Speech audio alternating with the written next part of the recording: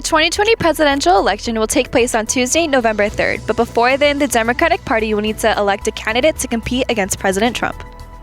Over the coming months, we will hear from Democratic candidates on their views on healthcare, abortion, gun laws, and minimum wage in hopes of winning over the American people and getting their votes in either the primary or caucus of their state. In a Democratic caucus, attendees are split into separate groups based upon whom they support, and a candidate is eliminated if they have less than 15% support. Slowly, each group hopes to get more people on their side, strengthening their numbers in the competition. The candidate with the majority of the state's support wins.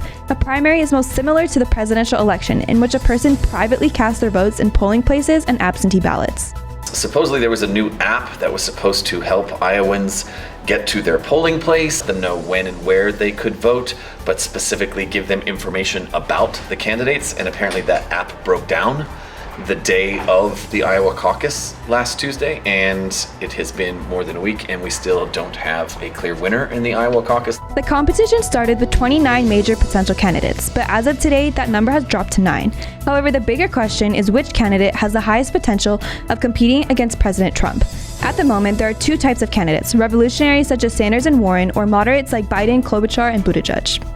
Best hope would be a moderate, not a far left-wing Democrat. Bernie Sanders won New Hampshire's primary, is about as left-wing as a Democrat as there is. Elizabeth Warren is also very far on the spectrum in terms of her left-leaning policies and left-leaning ways. They have no chance of winning a general election, certainly not against President Trump, who will be the incumbent, who will be the Republican nominee, who will be able to say things like fake news and witch hunt at the top of his lungs to his favorite things to say, because he did just win an overwhelming victory in the Senate when he was impeached by the House.